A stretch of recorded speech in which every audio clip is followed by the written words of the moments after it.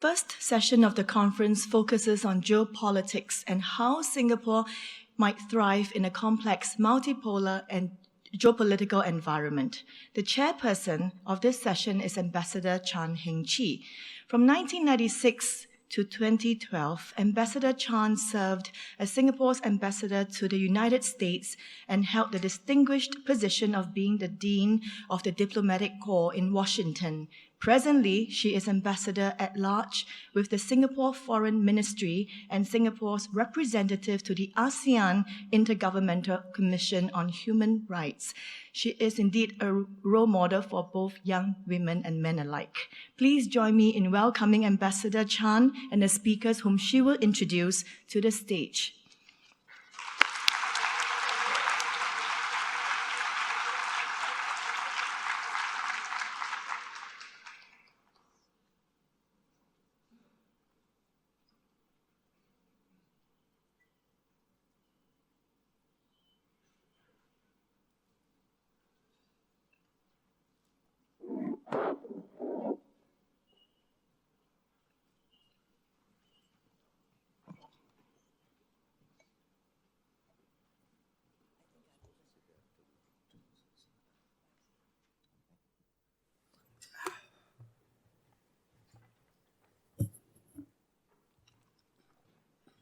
Good morning, ladies and gentlemen.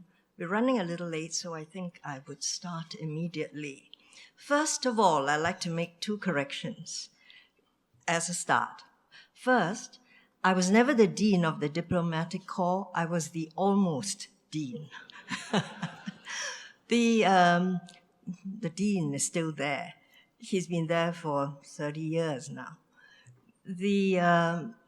And secondly, I would like to make a slight amendment. The Prime Minister is not seriously ill.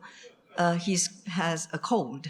So I'm saying this because there are so many journalists in the room. So, so you can start rumors, you know. Yes. Now, let's just start with this session, for the first session of this very exciting conference.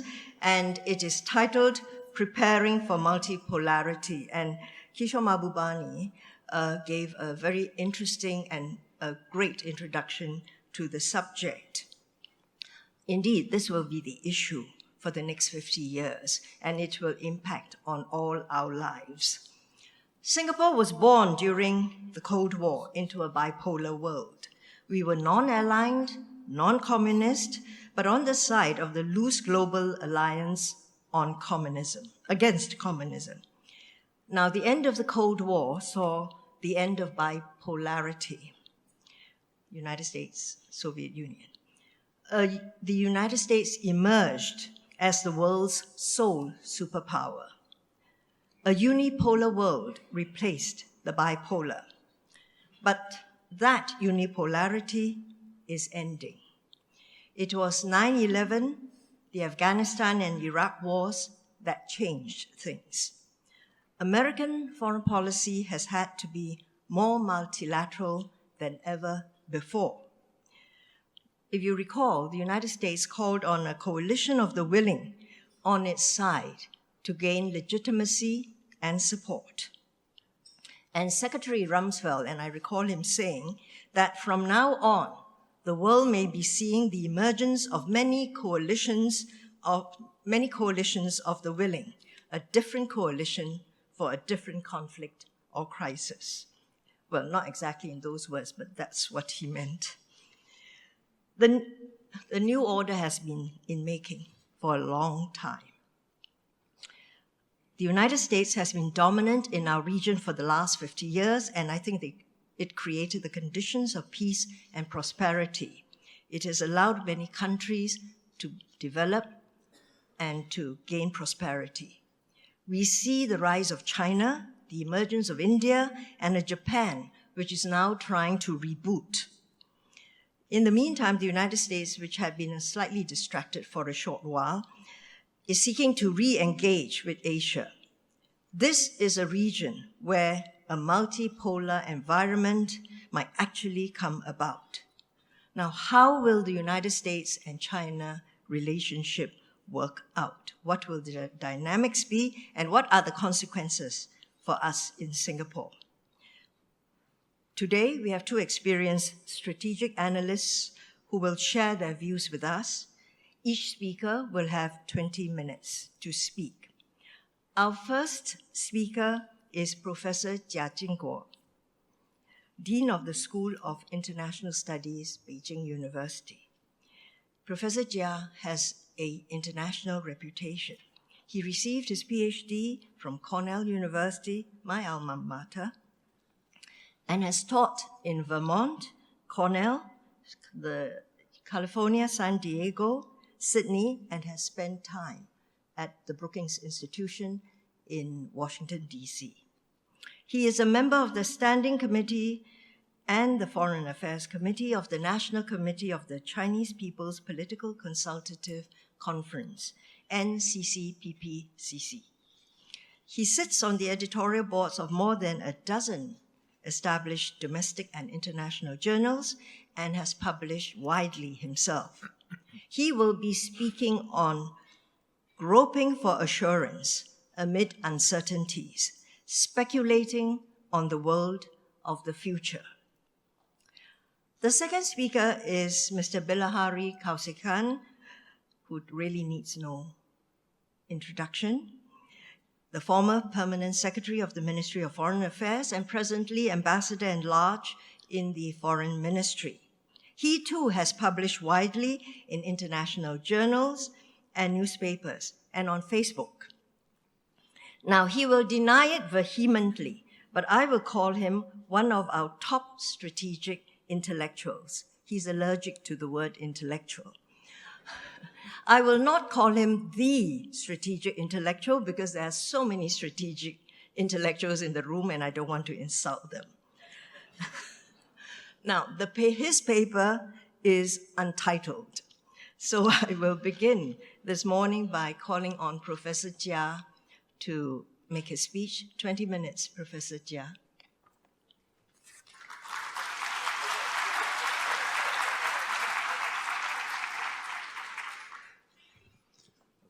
Oh, thank you very much, Ambassador Chen. It's a great honor and privilege to come to address this distinguished audience. Before I begin, I must talk about two caveats. One is when I accepted the invitation for good reasons, I didn't realize that I have to speculate on history, on the future, especially for the next 50 years. This is a dangerous job for social scientists because the chances are you are wrong. Secondly, I come from China. I may sound a little bit China-centric, maybe more than you would like. I hope you can excuse me. My only consolation is that China is a large country, so I may not be too far-fetched in my comments. With the rise of China and India, the two most populous countries in the world, I think the world is bound to be somewhat different in the future. I'm pretty sure about that. And this assessment has not taken into account of other dynamics in the world, such as change in technology, social media, democracy, climate change, and the spread of terrorism, and so on and so forth. So the world is going to be different. The question is, how different will it be? While it is always risky to predict the future, one may be able to sort out a few likely developments on the basis of our understanding of the past and the present. To begin with, I would argue the leading position of the US in the world is likely to sustain, despite the rise of China, and the repeated warnings of the US decline. Most analysts would agree that although China may overtake the US in terms of the size of the GDP, in exchange terms, the US lead in political influence, economic efficiency, scientific innovation, and military capabilities is likely to remain for a long time. Neither China nor India is anywhere near to overtake the US in these areas. Russia may possess some sophisticated military technologies. However, there is little sign that it will get ahead in other areas. And there is little sign that the EU is getting united and thrive in the near future. However, for various reasons we know, it is lagging further and further behind, especially now illustrated by the situation in Greece. Other countries are even less likely to overtake the US. In the second place, as an immigrant country, the US is likely to retain the country that is most connected to the rest of the world at large, and therefore most knowledgeable about the world. We are often told that many Americans are not interested in things outside the US. This is true. However, what is also true is that the US has immigrants from all over the world, and they keep the US connected and informed about what is going on in their own respective countries. On top of that, the US is likely to retain its appeal to the world with its well-entrenched liberal democratic institutions. Despite its various defects, these institutions have been working in terms of maintaining order, enabling periodic peaceful transitions of leadership, and making it possible for people to speak up their minds without or with much less fear than in many other countries, among other things. In the second place, the rise of China, India, and some other developing countries, and the relative decline of Europe and Japan are likely to make the world much less an Atlantic-centric and more pluralistic place. The non-Western world, especially Asian countries, will play a much larger role in world affairs. In part because of the rise of the non-Caucasian world, and in part because of the changing constitution of the population of the Western countries as a result of aging and immigration, the non-Caucasian people will play a larger role in global governance.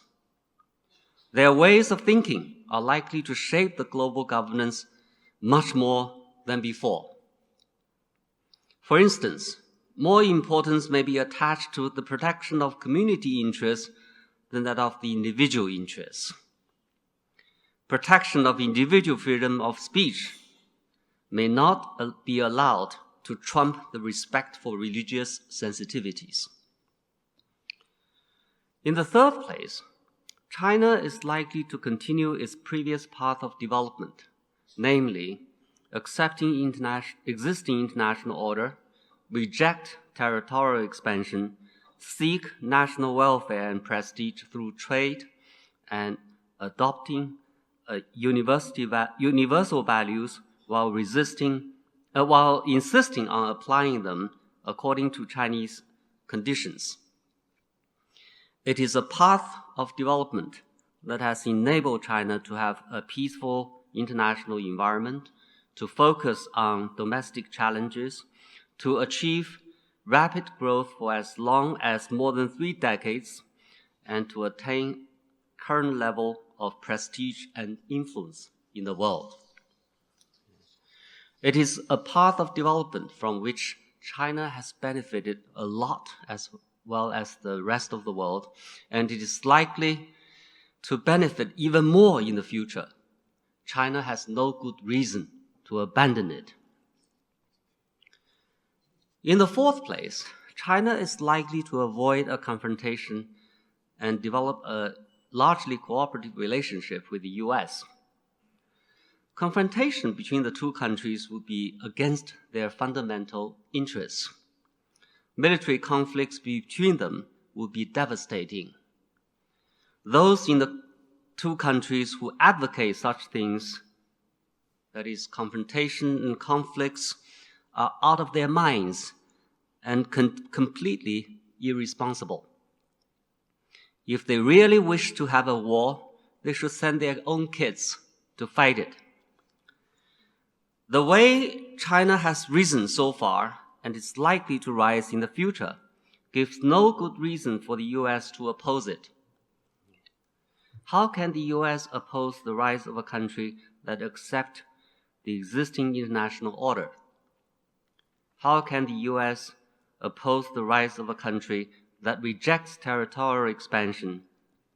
How can the US opposes the rise of a country that seeks national welfare and prestige through trade? How can the US opposes the rise of a country that adopts universal values, even though insists on implying them according to its own conditions? The US has many other better things to do, to worry about. Also, despite the current bumps in China-US relations, as China rises to become a developed, rich, strong, and global power, both China and the US will find their interests and aspirations more aligned with each other than before. Increasingly a developed country, China finds it increasingly in its own interest to protect the environment, to fight against climate change, just as the US does. Increasingly a rich country, China finds it increasingly in its interest to ensure stability and help the poor in the world, just as the US does. Increasingly a strong country, China finds it increasingly in its own interest to play a more proactive role in addressing regional and global challenges ranging from proliferation of weapons of mass destruction, terrorism, drug trafficking, to humanitarian disasters, just as the US does. Increasingly a superpower, China finds it increasingly in its interest to defend a world order so as to protect its interests, just as the US does. Given all these two countries are likely to find more incentives to work together to protect their respective interests and address regional and global challenges. Finally, while the broad trends of development discussed in the above may look benign, the process of change can be tortuous and full of uncertainties and even conflicts. Among other things, as China rises, it has acquired new identities while the old ones remain. As a result, China has dual identities on many fronts. It is both a developing country and a developed one, for example. If you go to Beijing and Shanghai, especially when you go to Pudong, China is a very developed country. But if you go to the countryside, to distant areas of the West, China is as much a developing country as any other developing countries are. Also, China is both a poor country and a rich one. You have a lot of rich people in China nowadays, but then at the same time, you have a lot of poor people at the same time. China is both a weak country and a strong one. It's strong. A lot of people have noticed that. But it is also quite weak. To some extent, that's why China has being insistent on opposing international intervention. It doesn't want to be a target of intervention. For an outsider, probably this is quite unimaginable that China would feel that it is an object of intervention. And China is both an ordinary country and a superpower at the same time. If identity defines interests, then China has two sets of identities, two sets of interests at the same time. It has the interest of a developing country. It has the interest of a developed country. It has the interest of a poor country. It has the interest of a rich country.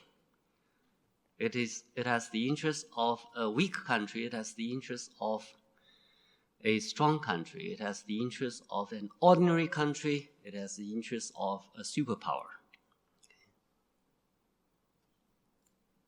China has both. So whatever China does, China can find good reasons to justify it.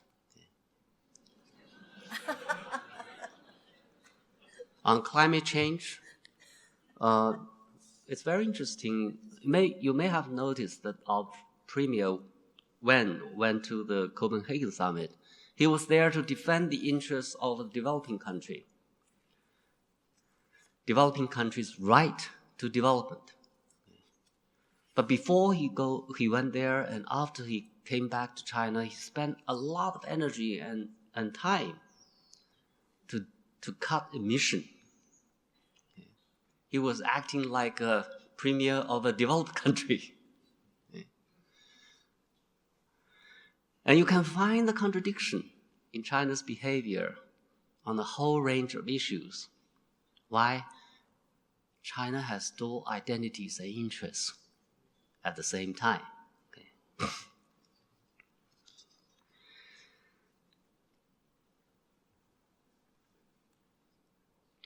As a result of this, China finds it increasingly difficult to define its interests and behave in a consistent way, both internally and externally. All this happens at a time when the outside world is most anxious to gauge China's intentions. Here's a big country rising very fast. Everybody wants to know what China really wants. It's understandable. But the problem is they are bound to be disappointed. Why? Because the Chinese themselves do not know what they want in terms of a consensual way. Okay. So against this background, the interaction between China and the outside world can easily get into a negative mode. If you want to think that China is a bad country, you can find plenty of evidence. If you want to think China as a good country, you can also find a lot of good evidence. So if not handled well, things between China and the outside world can go wrong, and indeed terribly wrong. To avoid confrontation and ensure a positive outcome, all countries concerned need to resist the temptation to jump into quick conclusions about each other's intentions and take emotional measures against each other. So it's time for both China and the outside world to be patient with each other. Instead, they should try to give each other the benefit of doubt, encouraging the other side to keep up with its professed good intentions and remind the other side if it does not, preferably in private. They should make greater efforts to develop positive relationship through enhancing cooperation and managing differences. Are we going to be successful in this? Offensive realists tell us no. and they can find a good deal of evidence to prove their point. However, while we should not underestimate the ability of human beings to engage in bad things like conflicts, we should not underestimate the ability of human beings to engage in good things, such as cooperation. After all, if you look at history, despite the repetition of conflicts and wars, peacetime lasts longer than war times. The fact that we are now wiser and the stake is higher may increase the chance we make good judgment and end up with better outcomes. I think I would end my talk with this positive note. Thank you very much for your attention.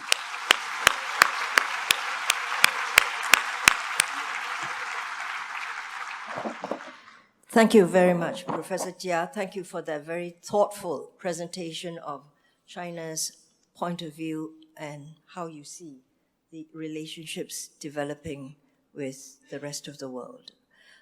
Now, I'll give the floor to Bilahari Kausikan. Thank you.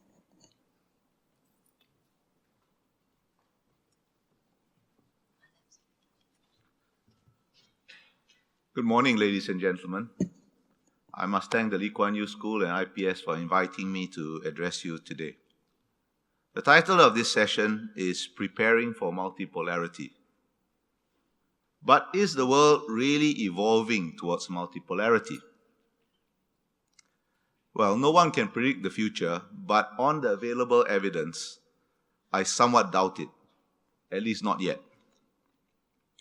Clearly, the unipolar delusions of the immediate post-Cold War era are over.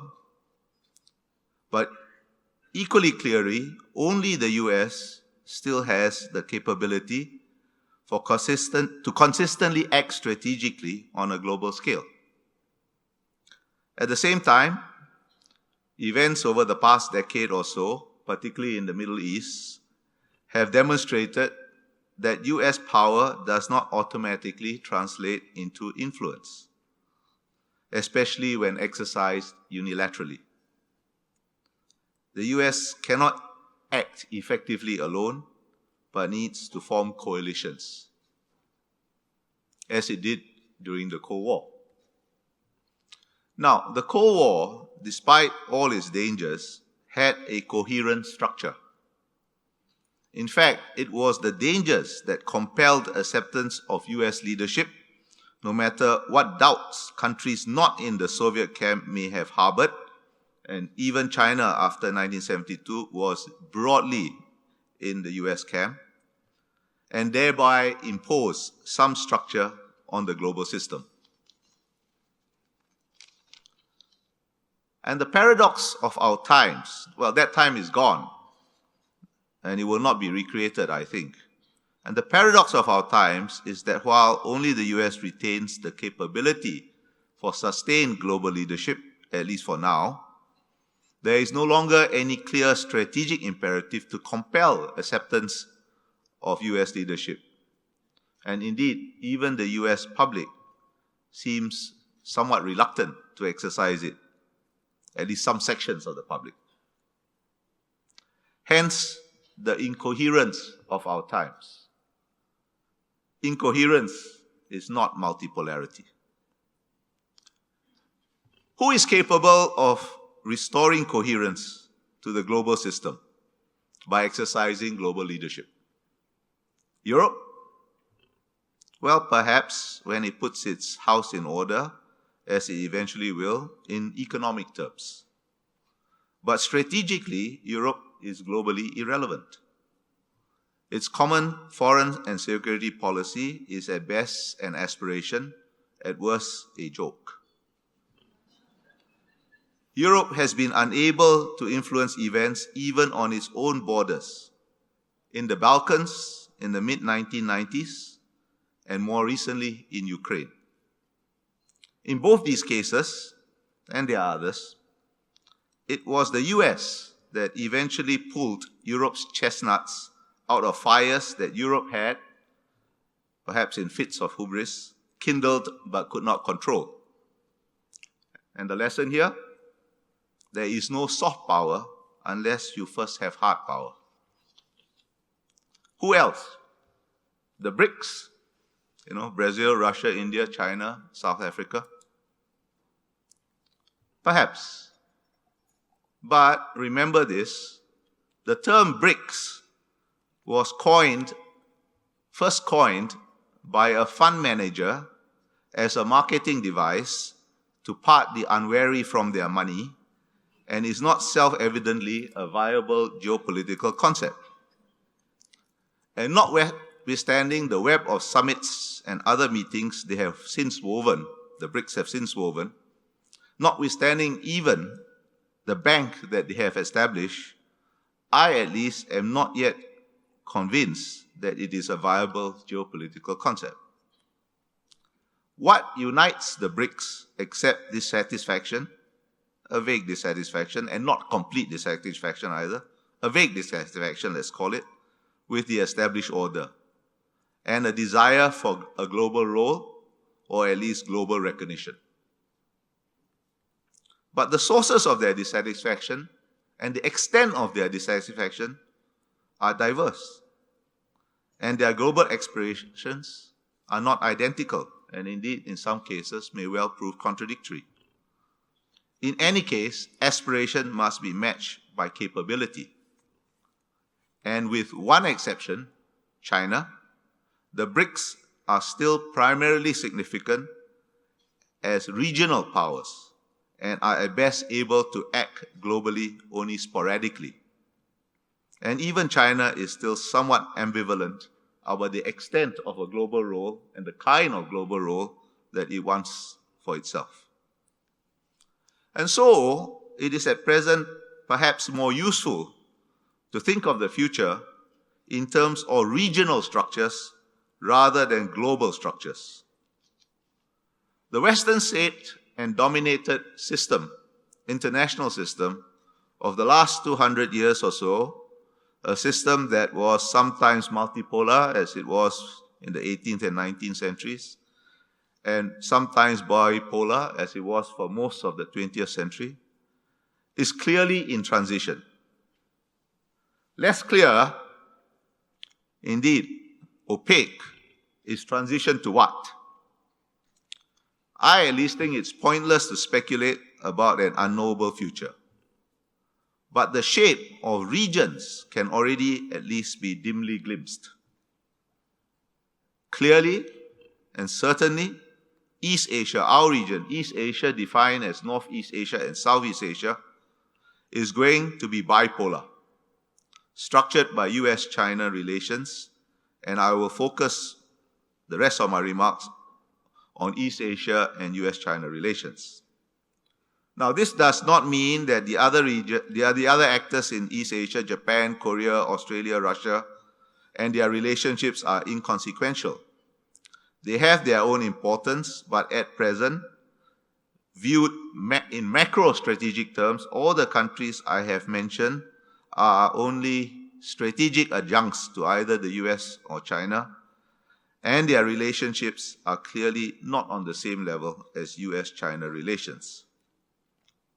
There is now a consensus across East Asia, shared by US friends and allies, as well as, I think, implicitly by China as well, that while the US presence is still a very necessary, indeed irreplaceable condition to ensure stability for continued East Asian growth, it is no longer a sufficient condition for stability and needs to be supplemented, not supplanted, by some new architecture. Various experiments at elaborating this new architecture are underway, and they define day-to-day East Asian diplomacy. But all are only just that, experiments that no one really knows how will turn out. But whatever the outcome, US-China relations will certainly be the central pillar of any new East Asian architecture. The US and China are now groping towards a new modus vivendi with each other and with other countries in Southeast Asia. And I think it will be decades before they reach a new equilibrium. In the meantime, Singapore, in common with all countries in East Asia, will have to endure the trials and tribulations that are inevitable when strategic adjustments of this magnitude between major powers are underway. The challenge for Singapore, as for all other countries in East Asia, is to position ourselves so as to preserve maximum autonomy and avoid being forced into invidious choices. Now, not being forced into invidious choices does not mean not taking positions, because not to take positions is to surrender autonomy. Of course, we must take positions on issues that are of interest to us, such as the South China Sea, which has become something of a proxy for the major power adjustments that are underway. It does, however, mean leaving open the widest range of options and maintaining the best possible relationships with all the major powers, even as we take positions that are in our national interests. So, can we cope for the next 50 years, or 10, or whatever period of time in the future? Can we cope? Well, the record will show we have coped. We are now in a sweet spot as far as our relations with all the major powers are concerned. And if we mess it up, we will only have ourselves to blame. There is no reason why we should not continue to cope, even in the more complex and ambiguous environment that we will face, provided three conditions are met. The first is to understand the processes underway between the US and China accurately. Misunderstanding can be dangerous. The US-China relationship is complex, it is multidimensional, it is difficult to encapsulate in a single phrase or sentence. US-China relations are characterized both by a profound interdependence of a new type and deep strategic mistrust. Interdependence does not completely remove the possibility of conflict, but it certainly, as Professor Jia said, limits the possibility. Neither the US or China wants trouble with each other. And the chief risk is conflict by accident and not war by design. As I said, neither the US nor China is looking for trouble. They need and want a stable relationship with each other. At the same time, rivalry is an intrinsic part of any major power dynamic, and competition, not conflict, between the US and China is inevitable. But even this competitive dynamic needs to be accurately understood. The US-China competition cannot be reduced to simplistic dichotomies between, for example, a rising power and a declining power, or between a status quo power or a revisionist power. China is certainly rising, but as you heard Professor Jia say, the US is not in obvious decline. And speaking as from the perspective of a small country, and I hope my American and Chinese friends will forgive me, both the US and China are simultaneously selectively upholders of the status quo, and selectively revisionists when it suits them. To oversimplify this complex reality is dangerous, and it can lead to miscalculation.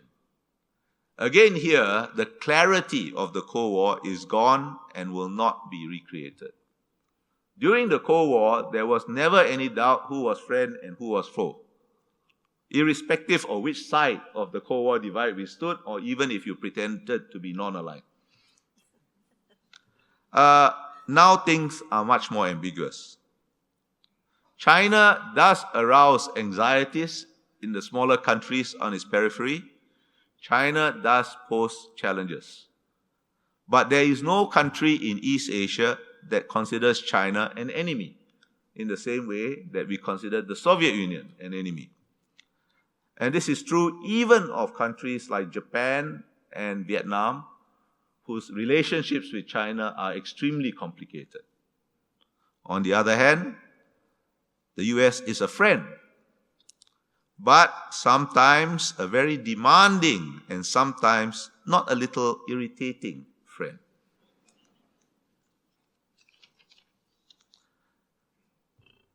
The second condition, in order to retain our ability to analyze our environment and calculate our interests clinically, the second condition is to retain our ability to analyze our environment and calculate our national interests clinically, indeed cold-bloodedly, and then to pursue our interests and respond to different situations in a nimble and nuanced manner. The key factors that might degrade this capability, the capability to analyze things clinically and respond nimbly and in a nuanced manner, are all domestic. Before I sketch out these domestic factors, let me emphasize one point. It is crucial that we are not disheartened or intimidated by the complexity of the challenges that we face. Being in the midst of US-China competition will not always be the most comfortable of situations to be in, but it is precisely the existence of competition that holds out the possibility of maneuver and so preserve autonomy. If US-China competition is uncomfortable, believe me, my friends, US-China collusion will be a whole lot more uncomfortable. And in case you think US-China collusion is just a paranoid fantasy of mine, let me give you a historical example. In 1981, after the Vietnamese invaded Cambodia, at the International Conference on what was then called Kampuchea, held in New York at the UN, ASEAN and China found themselves divided on a single question. What would happen to Cambodia after the Vietnamese withdrew? The Chinese wanted the restoration of the status quo ante. That means the return of the Khmer Rouge, which was their ally. This was unacceptable to ASEAN, who held out for an act of internal self-determination, an internal political choice by the Cambodians. And Singapore took a particularly strong stand in this point. We found ourselves under immense pressure, but it was an American Secretary of State, John Holdridge, who, eager to preserve the US-China relationship, threatened our then foreign minister, who is in this room, Mr. Dhanabalan, that there would be blood on the floor, and I am quoting his words, if we did not relent. Well, we did not relent, and the US eventually changed its position. But the lesson is this, that when great powers reach agreements, they often try to make lesser beings, that's us, pay the price for their agreements. Now, what happened in the past could happen again, even over issues in which the US and China find themselves in a rather fraught situation, or occasionally fraught situation, such as the South China Sea. In the long run, a more symmetrical US-China naval equation is bound to develop in the South China Sea. And this will compel both countries to recalibrate the way in which they calculate their own national interests. Something to think about. Anyway, that was a bit of a digression. What are the domestic factors that could degrade our capability for clinical analysis and nimble and nuanced responses? There are three factors. First, partisan politics, partisan domestic politics could contaminate foreign policy. Early signs, faint but all too distinct, are already evident. One opposition party has attempted to use our Middle East policies and relations with our neighbors for political advantage. Some anti-establishment types, the so-called activists, have tried to use our ASEAN policy to fan public discontent over foreign labor. Now, all these attempts have come to nothing because they were clumsily executed, and the Singapore public is generally still not too interested in foreign policy issues. But they are bound to continue. In every country, foreign policy and domestic politics are entangled, and I do not see why we should prove the exception. They are bound to continue and will probably intensify. I'll speak about this later. But first, the second factor is a related one. As Singapore's political landscape becomes more complicated, with civil society organizations and advocacy groups of various kinds, as well as traditional political parties jostling to influence public opinion and government policy, opportunities for foreign interference also multiply. And, ladies and gentlemen, it is a fact of life that no matter how fervently they may swear otherwise, major powers are always going to compete for influence in our domestic space in order to influence our external policies. Legitimately through diplomacy, but also by other means. They have done so in the past, they are doing so now, and they will continue to do so in the future. And, unfortunately, they will always find witting or unwitting, more often unwitting, collaborators among our compatriots. Now, to deal with these two factors, we need a better educated public. To rely on public indifference to foreign policy is both unsustainable and undesirable, a long-term liability and not an asset. Debate over foreign policy is not necessarily a bad thing if conducted within a common understanding of what is and is not possible for a small multiracial country located in Southeast Asia rather than some more salubrious region. An educated public is also the best inoculation against foreign attempts at domestic interference, although there is no substitute for an alert and efficient internal security department. Okay, I'm about to wrap up. Common instincts and understandings evolve naturally within societies that have long shared histories, but we are only 50 years old, and the challenges are immediate. We need to hothouse and nurture these instincts. Unfortunately, we do not do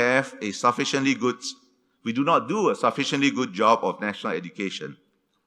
We have an elaborate national education system, but it is ritualized and arguably in its present form provokes as much cynicism as it fosters understanding. And we are paying the price for de-emphasizing the study of our own history in our school curriculum. The third and last domestic factor is the most subtle and challenging. It is also the most delicate, so forgive me if I speak in a rather abstract manner. I'm always in trouble. I don't want to get into more trouble. Now, how we position ourselves amid the swirl of great power politics, whether we position ourselves correctly or disastrously, will not only be the consequence of specific big decisions taken consciously at specific points of time and space. Equally, or perhaps even more important, will be the almost imperceptible accretion of small actions across a wide spectrum of policy domains by domestic actors in the civil service and elsewhere who may well be unaware of the larger impact of their day-to-day actions. In the 21st century, foreign policy cannot only be the responsibility of the foreign ministry or the top political leadership. The international agenda is today too diverse, too broad, and the boundary between foreign and domestic politics more porous than ever before. Yet the skills, the cast of mind, and the instincts needed to deal with this more complex international environment cannot be taught, only acquired through experience. As a quick aside, those of you who know me know that I am not a fan of the academic study of international relations. I think it does no harm if you don't take it too seriously, but whether it does any good is an open question. Now, MFA and a few other ministries and departments accepted the way in which our civil service is currently conceptualized and structured devalues such skills, such cast of mind, such instincts, and raises boundaries against the accumulation of relevant experience in the civil service as a whole. What we're going to do about it, I don't know. I doubt even the problem as I define it will be acknowledged. Finally, and very briefly, the third condition that must be met if we are to navigate the more challenging environment is regional. And this is the future of ASEAN. ASEAN has been an extremely useful, indeed indispensable tool in this respect. Among other things, it has been a buffer and an influence multiplier, not just for Singapore, but for all of Southeast Asia. It's by no means a perfect organization, and working with ASEAN can be quite frustrating, but its limitations derive from Southeast Asian reality, and we must work with that reality even if we try to change it.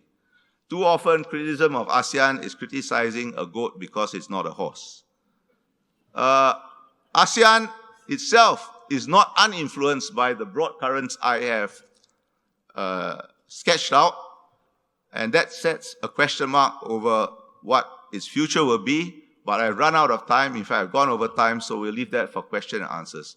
Ladies and gentlemen, thank you for listening to me.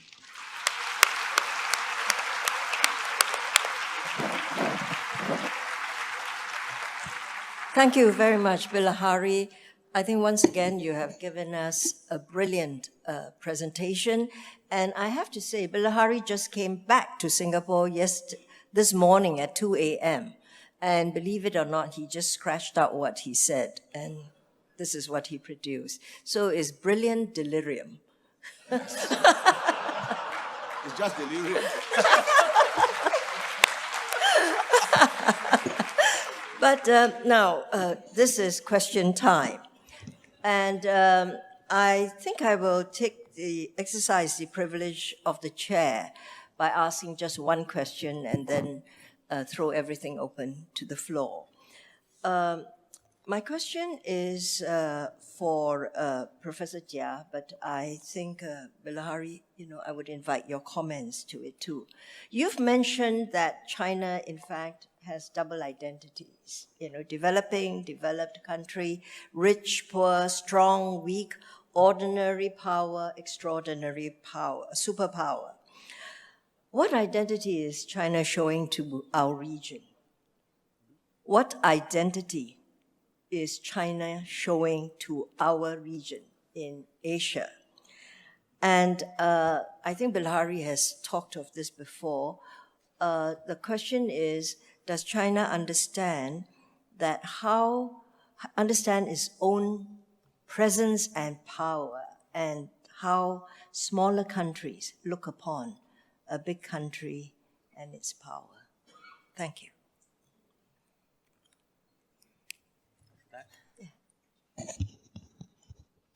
Okay, the question is what identities China is showing to our region. I think both. That may be the safest way to answer it. China has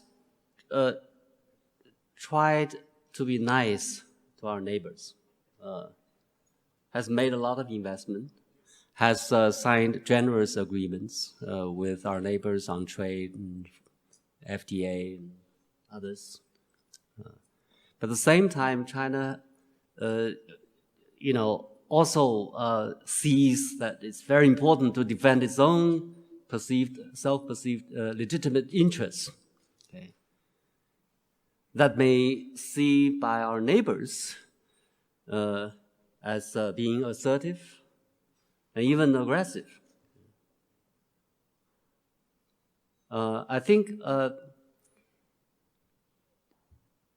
China needs to manage such kind of issues better, and our neighbors need to manage such kind of issues better. Okay. We need to talk to each other. We need to find, solutions that may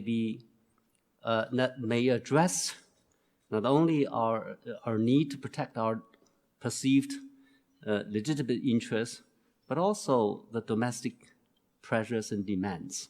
Okay. Somehow that requires wisdom and also will on the part of our leaders. Thank you. Bilahari, would you like to comment? Well, big countries are always going to arouse some anxiety among small countries on their periphery. Now, this has got absolutely nothing to do with the intentions of big countries. It has just to do with the existential reality of disparity of size. This kind of anxiety can be mitigated. It can never be totally erased.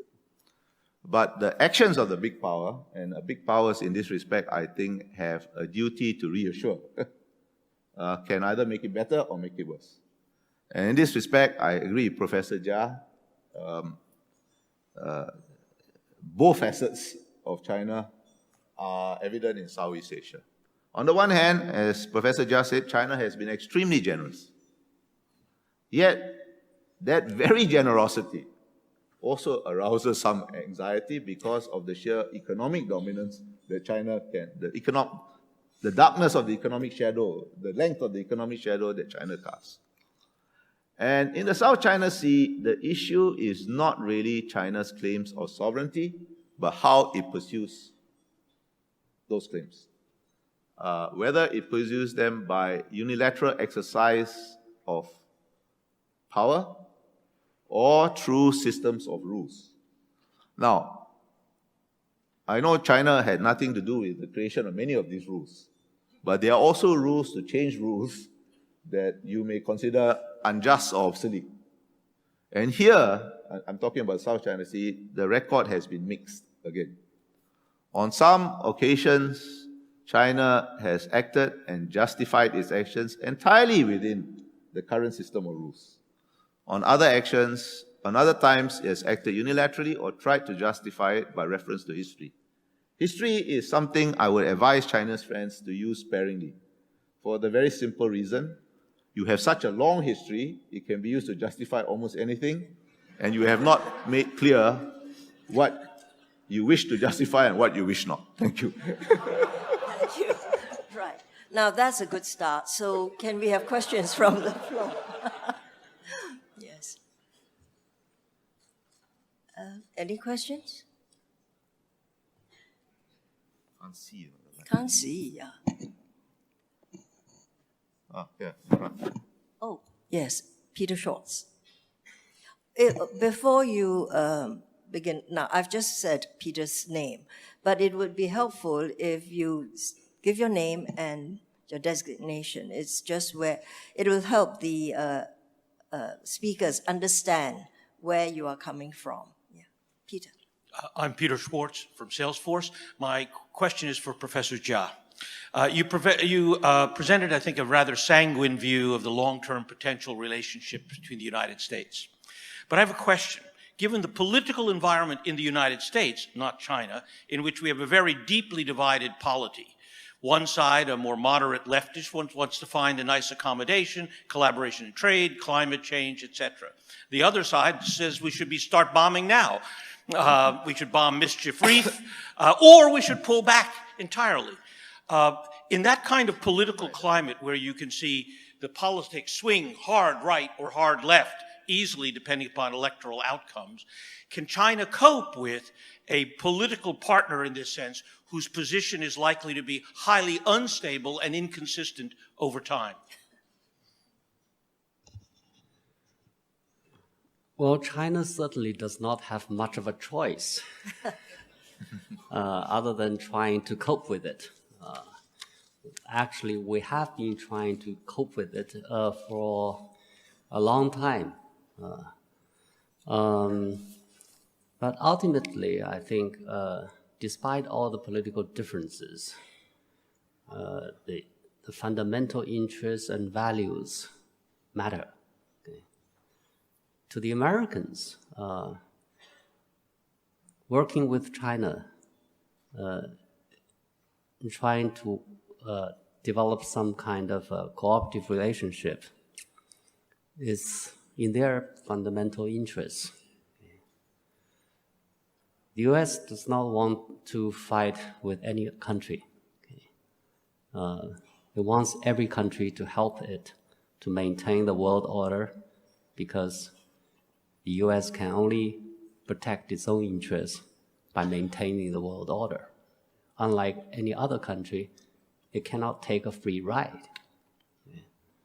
So it needs help from all countries to help it to maintain the world order, rather than squandering resources or fighting one country or another. It's unfortunate that the US fights more wars than any other country, in part because it's a global power, in part because it has immigration population from all over the world. It gets involved.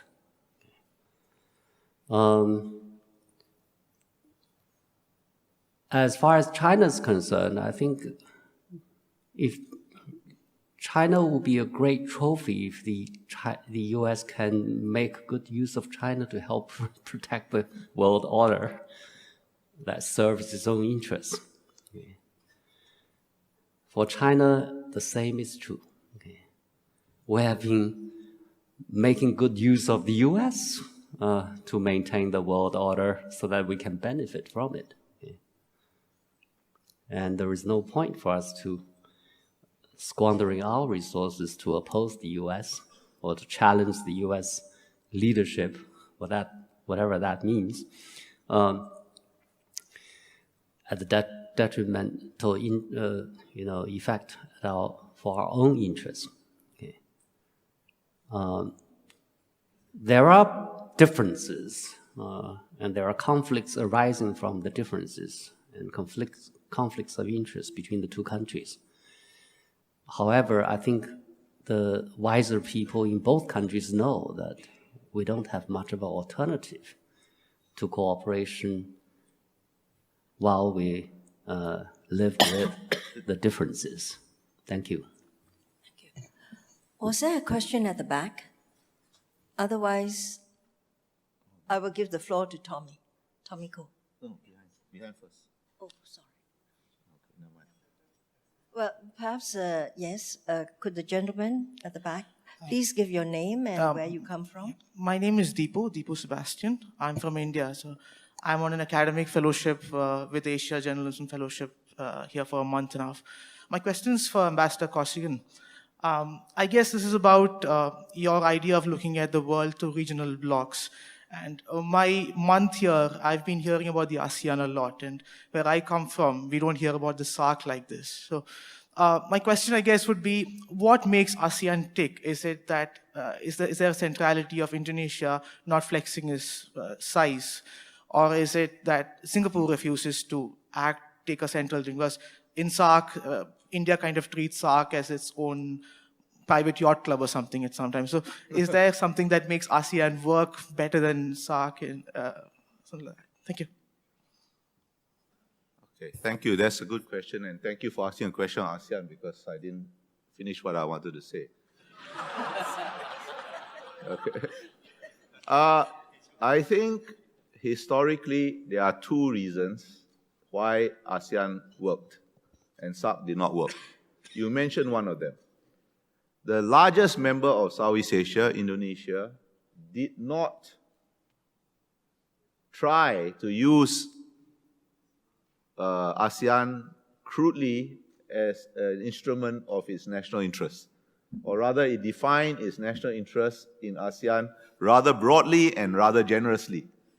And went along with the principle of consensus decision making. Secondly, I think ASEAN was very modest in its goals. It still remains modest in its goals because, as I mentioned very briefly, the limitations of ASEAN are limitations imposed by the realities of Southeast Asia, and you have to work with them, even if you want to change them, instead of just complaining about them. Now, this is probably changing. Southeast Asia is the land in between two major countries. India to the west, China to the east. As the lands in between, three scenarios can befall you. You can be pulled in different directions by the kind of enormous attraction of these two big economies. You can be squashed flat and into total irrelevance as they expand and take up all the political, economic space. Or you can consolidate yourself and try to hold your own and synergize on the opportunities created by these two huge countries. And it doesn't take a strategic genius to tell you which is preferred. Now, in order to do that, the third thing, you need to maintain a minimal level of cohesion among yourselves. And that is where the ASEAN economic integration project is crucial. The social cultural part, the political security part, in a way, depend on the success of the economic project. Because if you don't have that basic economic cohesion, you will be subject to all these forces from the other major powers. And now we are coming to the end of one phase of that project by the end of this year. But we cannot stop. And by the end of this year, we would have done the easy things. And we will have to take more difficult decisions in the context of more difficult both international conditions, which I sketched out, and more difficult domestic conditions, which I spoke a little bit about Singapore. But they also pertain, but Singapore domestic factors are only a very mild case of what other ASEAN member states are going to have to face. You have a couple of ASEAN states which are in the midst of what I think are systemic changes and not just routine political changes. You have the largest member, Indonesia, displaying more than usual, looking more inwards than usual and taking a far more transactional approach, nationalistic approach towards its external and regional engagements. And therefore, this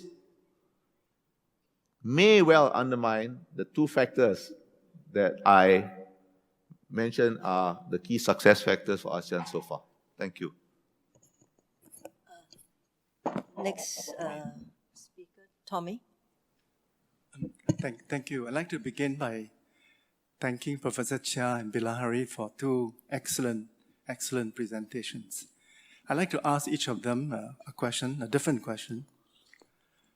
Professor Chee, for a very long time, Chinese foreign policy was guided by Deng Xiaoping's famous saying, 道光养晦.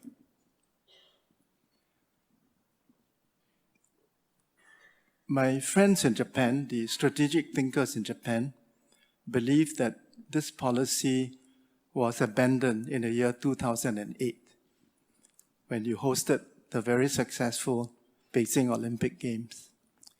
And that since 2008, China has embarked on a different foreign policy, a foreign policy of seeking to assert your regional leadership in East Asia, to progressively reduce US influence.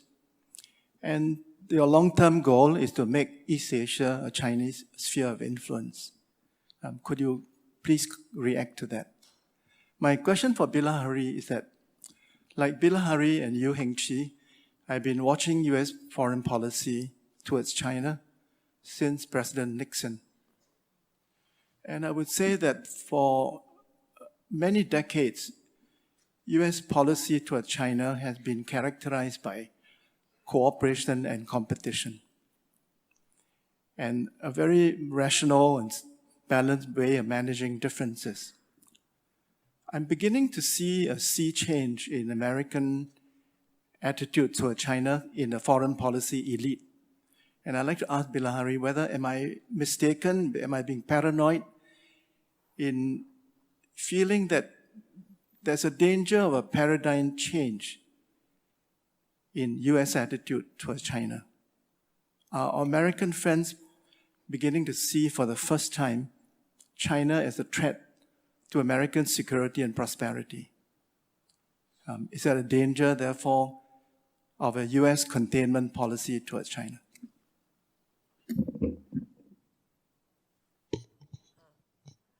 Let's begin with Professor Jia and Chinese foreign policy. Thank you very much. This is a very difficult question. Has China abandoned Deng Xiaoping's principle of Tao Guang Yang Hui, or hiding your light, or taking a low posture, depending on how you translate it?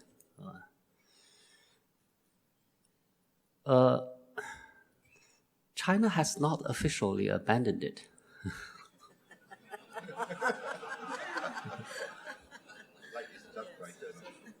But the reality have overtaken it in a way. China, to some people, can no longer keep a low profile, for example. Not only because China's interests are globalized as well as regionalized, but also the international community has been putting greater pressures on China to shoulder international responsibilities. China really does not have much of an alternative but to be more proactive in its foreign policy. China used to adopt a policy of helping other countries without conditions, international assistance. One of my friends in the Ministry of Foreign Affairs told me a story, saying that one day, when he was posted in a Latin American country, one day the opposition party came to him, complaining that China was interfering in that country's internal affairs. He said, when we give you aid, we do not attach any conditions. But the opposition party said, precisely because you did not attach any conditions, the ruling party uses all the aid in their own districts. You're helping them to run their elections. So now the world demands China to behave in a more prominent way. Fortunately or unfortunately, this is a new reality. But of course, our new leader, President Xi, has a character that is different from his predecessor. He wants to take the lead. And that also accentuates the change. Gives us the impression that China is more, the change is quite dramatic. I think it's something that will happen anyway. So somehow I think when China faces this kind of situation, I think it needs to be very careful about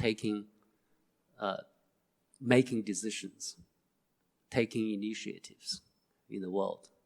Because unlike before, it matters more to others before as well as to China.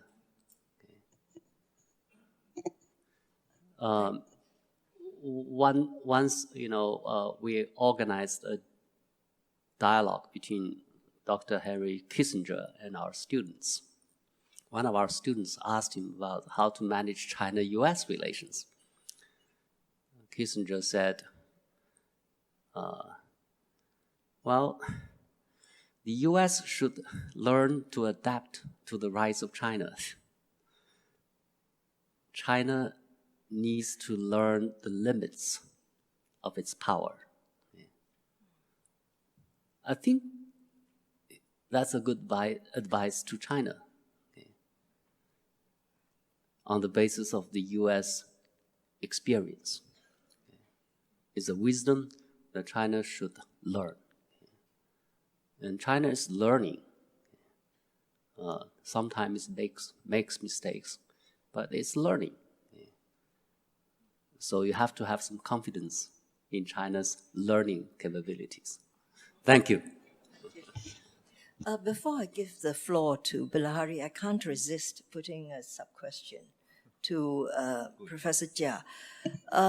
Professor Jia, we know there's a debate going on in China amongst the, foreign policy elites, intellectuals, to be more assertive and move away from Deng Xiaoping's policy or to keep to it. Where is that debate going, and what do you think is the dominant view now, apart from what the actions are being taken? Well, we are debating for the last 20 years, even longer, whether we should, whether we can keep a low profile, whether it's wise to keep a low profile. I think what is more meaningful is how we do things rather than whether we keep a low profile or not. Whether you can act wisely, whether you can act according to the trend of history, whether you can act in a way that would bring benefits for not only the people in China, but also the rest of the world and the rest of the region. President Xi Jinping had his own idea about this. He said once, if a country wants to have security, it needs to make sure that other countries have security. If a country needs to have development, it should make sure that other countries have development. If a country wants to live well, to have a good life, you should make other countries have good life. That's not the exact words, but that's the essence of what he means. I think if China follows this line of reasoning, China can do much better. Thank you. Thank you. Bilahari, has there been a sea change in the United States towards China? I don't think so yet. As Tommy well knows, as you know, there have always been fluctuations in American attitudes towards China. Both strands which he identified have always been present. Sometimes one is a little bit more prominent, some other times another is a bit more prominent. But I don't see a tipping point yet. I don't see that we have come to a tipping point where one will be forever dominant, one or the other will be forever dominant yet. As I said, I think both characterize the relationship. And it's not unrelated to what happens next is not unrelated to the question that Tommy posed to Professor Jia. as he said, the policy of hiding your light or taking a low profile has not been repudiated, but the problem is the light has now become so bright that even when you put it under the table, it shines through. And that's one question. That's one issue. And that certainly will elicit a response. Now, but I am overall not pessimistic that we will come to a tipping point in the wrong direction or that we will ever come to a tipping point. Why? I think there are two reasons. One, US-China relations are so multidimensional that whether you start by stressing human rights and democracy as did the first Clinton administration, I'm talking about Bill Clinton, not the forthcoming Clinton administration, or you start by stressing strategic competition as did George W. Bush, the effort to balance off all these various facets of the relationship eventually brings you to the center. Now, the question then is what collateral damage will be incurred in the movement to the center. Collateral damage both to innocent bystanders like ourselves, and hence the need for nimbleness and clinical assessment. Secondly, you asked if containment was possible. Containment is impossible, even if the US wanted to contain China. Why? The Soviet Union was containable because the Soviet Union very largely contained itself by pursuing a policy of autarky. It was really connected to the world at very few points. China is such a central part of a world economy that now is characterized by very widely distributed production chains that the US might as well try to contain itself as try to contain China. The other side of the equation is, of course, that the US is so entangled in East Asia that the Chinese might as well try to displace themselves from East Asia as try to displace the US. So they got to live together. I think what characterizes most US-China relations is now ambiguity. I was struck, Professor Jia, when you said that China doesn't really know what it wants, because that is my opinion of what the US situation is too. On the one hand, even as the US tries to strengthen its alliance system, in its heart of heart, it knows it must seek a new modus vivendi with China in order to maintain order. I used to say accommodation with China, then some American friends who are very thin-skinned got rather angry at the word accommodation. They don't understand the English language. There are many meanings to the word accommodation. It doesn't mean surrender. It means find a new modus vivendi. But the US does not yet know how much help to ask for, in what areas to ask for help, and what price to pay for help. On the Chinese side, China has no reason to be completely in love with the current order. This order is the heir to the order that led to what China calls 100 years of humiliation. A rising power will naturally want more say in existing arrangements. On the other hand, and China certainly wants to reclaim something of its historical role in East Asia. But what is that something? Because China is not completely dissatisfied with the existing order. In fact, overall, on a global scale, probably on balance, China is much more a free rider than a revisionist power. And of course, even in East Asia, it is the existing order that facilitated China's rise. And so there is no strong reason for China to kick over the table and seek radical revisions of existing arrangements, because that will make things much more complicated. For example, if the US is not here, what will happen? First thing that will happen is Japan may go nuclear.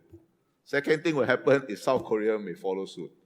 And even Chinese compatriots across the straits may have started to have evil thoughts. They had such evil thoughts in the 1970s. It was the US who slapped them down. And I don't think China wants that kind of trouble. It's got enough internal problems. But it wants its role acknowledged. And so the problem for China is it does not know how much help to offer and what price to ask for help. And from this ambiguity lies all the confusion and the complexities of our times, and makes life for us who are trying to position ourselves, as I say, to preserve maximum autonomy and maximum range of options, much more complicated. Thank you. Thank you very much, Professor Jia and Bilahari.